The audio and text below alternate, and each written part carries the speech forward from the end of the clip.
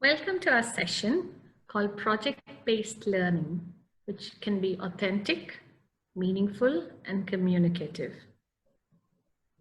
Khadidja and I will be presenting the session in which we will look at what project-based learning is, try to understand the value of project-based learning in teaching English, and consider how it can be exploited for various contexts. Hopefully, by the end of this half hour, you will be able to better assess and create projects that incorporate various 21st century skills while providing an authentic context for learners of English. When you think of the word project, what comes to mind? Here are some things colleagues had to say.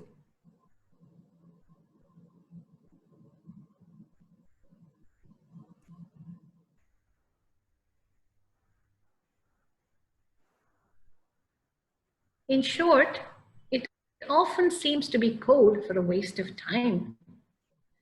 There are several approaches which might seem similar to project-based learning, and people usually tend to ask, what's the difference? Task-based learning and content and language integrated learning, or CLIL, are two such methodologies which are student-centered, rely heavily on communication and active learning to produce a final task. As you can see, in task-based learning, the task is usually completed within a lesson. CLIL, on the other hand, is teaching subject content within the second language. Now, both encourage critical thinking, communication, and collaboration. So, how is project-based learning different? First, let me say what it isn't. It's not a fill-in-the-time activity. Neither is it a light creative task added at the end of a main lesson. It's an instructional methodology that encourages students to gain knowledge and skills by working for an extended period of time to investigate and respond to an authentic, engaging, and appropriately complex question, problem, or challenge. Students work together on a project over a period of time. This could be anywhere from a week up to a term in order to solve a real-life challenge or answer a complex question. At the end of this time, they would have a product or a presentation, which would be how they demonstrate the knowledge they've gained and the skills they've developed to a real audience. In general, there are 4 elements which are common to all project-based courses. There's a central question which drives the project towards a final objective. Then they need access to means of investigation. Now, the internet has made this part of project work much easier, and students can use it to collect and analyze as well as use information that they can collate. Thirdly, they need loads of opportunities for sharing ideas, collaborating, and communicating. Interacting with other learners is fundamental during project-based learning. A final product, which is often produced using new technologies available to us, such as videos, web pages, blogs, models, and even other traditional things like posters or presentations, are presented finally in front of an audience. What does this entail for the teacher? Project-based learning involves looking at what the learner should be able to do at the end of a week or term of language learning, and then working towards a final product. Every activity from the very first lesson is aimed towards that goal. Let me give you an example. If the learners are learning language in the context of cities, they would learn a lot of vocabulary to describe their city. They would learn nouns, adjectives, adverbs, chunks of useful language. They would be able to talk about the way their city has changed, so they would learn past and present tenses. If they had to think about the future of the city, they would use future tenses in language for speculation. They would learn how to explain what the benefits of living in their city are, and they'd be able to do it in English and identify possible problems. They might even talk about specific jobs in the city, and over the duration of the term, they would write about and illustrate their city, make a chart on the positives and negatives of living there, identify a problem. It could be something related to traffic, an environmental issue, something they want to fix in their school. It's extremely flexible. Eventually, they could create a model of their city with their solution to the problem and present it either just to their peers or even to someone who works in the environment agency. The teacher needs to identify the final product and stage the activities so that learners are working towards this goal. To support the learners, there should be clear stages set up, which Khadidja will discuss in detail.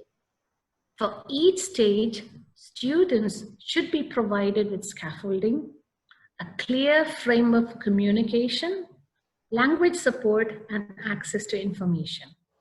It might seem like this is time-consuming and a lot of work. However, once each stage is thought through and prepared, the teacher is more of a monitor and facilitator in the class while the students get on with the task on hand. The teacher monitors the interaction but doesn't interrupt or try to change their flow of thought when they're working on a certain project, and will deal with language problems that arise during communication at another time. How does this benefit the learners? To get to the final stage, project-based learning requires students to use critical thinking, problem solving, collaboration, and various forms of communication. To answer a driving question and create high-quality work, students need to do much more than remember information. They need to use higher-order thinking skills and learn to work as a team. This way of learning engages students and inspires in them a love of learning. Moreover, they see a personal connection between their academic experience and life. You will also see learners taking up roles. For example, the artistic student takes pride in creating something aesthetically pleasing. The analytical one thinks of how to collate and present data. The scientifically inclined kid revels in the research, and sometimes the quiet one shows technical wizardry. They have the freedom to show a side of themselves that helps them excel while building their confidence, and they produce something they take pride in presenting. If you can get parents involved when learners present these projects, you will see how positively they respond when they see tangible progress and simply cannot remain untouched by the child's enthusiasm. Now, more than ever, we need young people who are ready, willing, and able to tackle the challenges of their lives and the world they'll inherit. And nothing prepares them better than project-based learning. This is particularly relevant at this point in time when the whole world is being pushed to work differently, to look for solutions outside the box and adapt rapidly. Now, Khadidja will show you how this works practically within various contexts. Thank you, Liza. Now I'm going to talk about my experiences in PBL in the class, both face-to-face and online. And I will tell you what worked for me and what to expect, or if you consider trying it with your students in the Middle East or elsewhere. And hopefully this will give our audience some ideas, tips, and confidence in either trying PBL for themselves or just comparing their experiences to mine if they have already tried it. In the end, I'll tackle blended learning, but won't go into much detail. Right, let's start with the face-to-face lessons. I'll try and cover the following points. Starting with the class taught. I'm going to show you some pictures of my primary class aged 9 to 12 at the end of the project, interacting with their classmates from other classes and also parents and presenting their work. And I'm going to give you some time to look at the pictures and the end project.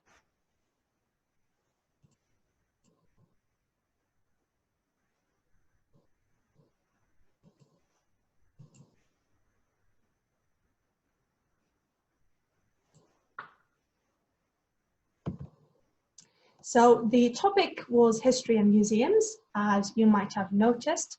And the way we went about it is that we focused on studying the language and vocabulary in the first half of the lesson, and then dedicated the second bit to this project. So we looked at past tenses, we looked at adjectives for describing past items. We looked at dates, biographies, and so on. But what made this project really interesting is that you could extend it to talk about, to tackle any language point that you want to tackle, like the passive voice or narrative writing, etc. So you could use this theme or this topic to focus on what you study in school. So you can focus on the school curriculum or what students need to learn, or even student ability. So the idea is that it would make more sense for students to learn all of these language points and skills to achieve or create something. For this reason, we need a driving question that they will attempt to answer in many different ways. It has to be an open question, open to interpretation. So if I ask what makes something valuable to a group of 10 or 16 students, their answers should be different. What can be valuable for me is not necessarily valuable for you. So students cannot give short answers and be done with it. They need to investigate. If I want to know what's valuable, I need to understand what value is. I need to understand that value changes over time. I need to learn how to describe something that matters to me. So the first stage of the project is all about them brainstorming what they already know about it, searching for more ideas, and also watching videos, maybe reading about the topic, collecting data, and that's just the first lesson. Next stage would be to plan what to do with all the information that they have gathered. So in this context, it was creating an exhibition of valuable items and writing a small description of those items. So students worked in group. They decided what to include and how to present. Some had their personal items, some had items from the past. Some needed more support like worksheets or templates. Some were responsible for decorating, some for writing, some for presenting. So that's a simulation of real life. Students are developing their interpersonal skills, and that's how they develop their confidence, and they develop their fluency and become better English speakers by focusing on their strengths, building their confidence, and sharing with the others.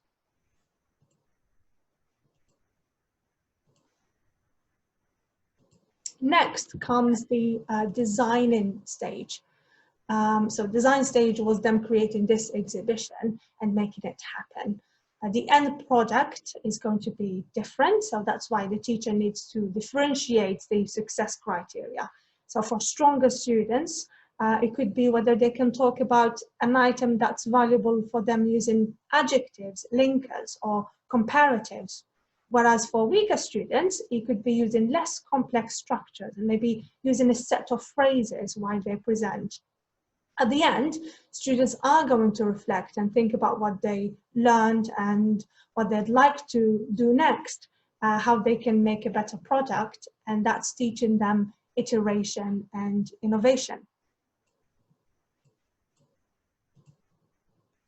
You might think that this takes forever to do, but it really doesn't. This is a short-term project. This is something that was done in class, and it literally took 4 lessons to complete. That being said, a project is not done in 30 minutes. What teachers and students need is a framework, a plan, something to work with. So it doesn't have to be very detailed, but you need to know where you're going and what to do each day.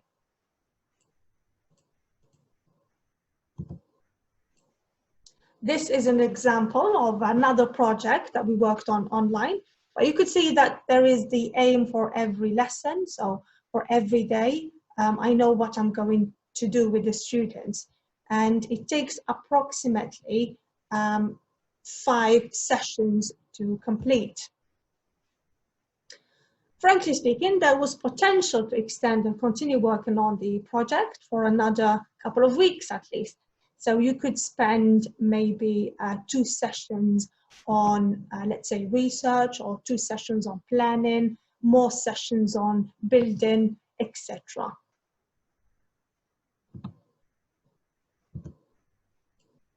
Now, once students are used to this way of working, of researching, of investigating, of planning, designing, and presenting, and reflecting, then they can take it even further. They can choose which project they would like to work on. With older students, in this picture, aged 12 to 15, who tend to be more autonomous and need more of a challenge, you can incorporate other digital skills by throwing in microbits, for example. So here, the students are working on the Microbit Global Challenge and a chance to win a trip to London. Not only that, but also compete with other students around the world. And the way we approach this is in the same manner we approach any other project. We build up to it. And students gave a PowerPoint presentation, which brings me to my next point, which is online projects.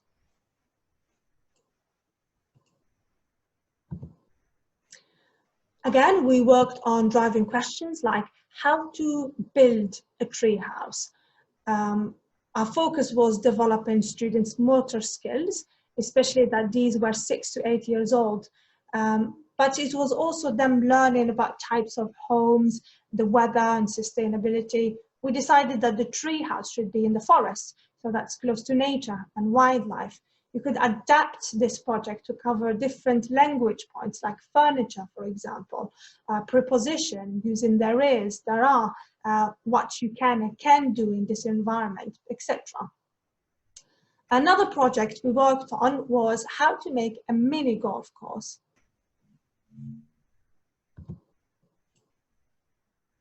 Students practiced asking questions like, who are some of the famous golfers? Or what benefits do you get from playing golf? I had a 6-year-old asking me that.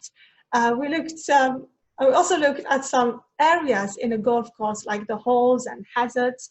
We looked at different facilities that we can have in a golf course. The end product was once more different. You can see a 50% discount in one of the examples, one of the pictures. And that's because the student made a mini golf course using cardboard and decided to make some extra money from it. The last project we worked on was how to use technologies to tell stories. So students created a plot using beginning, middle, and end, a problem and a solution using only emojis. The photos that you can see on the left are of a shadow puppet show. Students created characters, they shaped them, they thought about the props they needed. In this case, it was a pot. So it's a story of a boy who breaks a pot and his mother finds out. And she's not too happy about it, of course. They also talked about how to manipulate a shadow of an object, and then they recorded that show. They couldn't work with their classmates, but a lot of them asked their parents and siblings for help.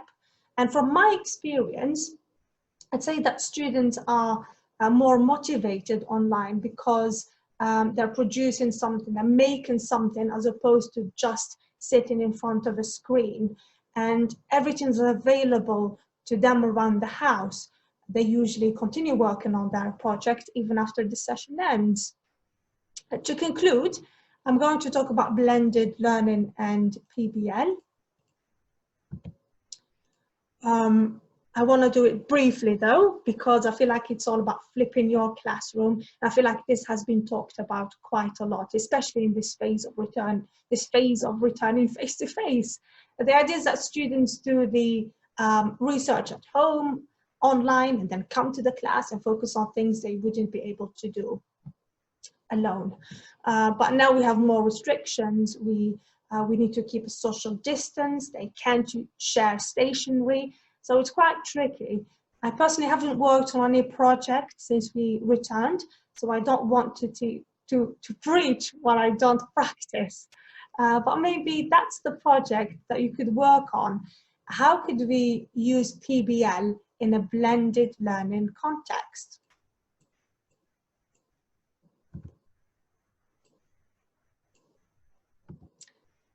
I hope this has given you some ideas on perhaps something you're currently working on. And I hope that you could turn whatever you're working on into a project. And remember that PBL is all about learning by doing. I hope, again, that this session has been informative and you will be willing to try PBL with your classes if you haven't already. If you have any questions, both Liza and I would be happy to answer them.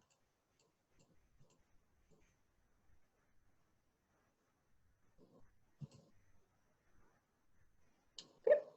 Thank you very much. And that's the end.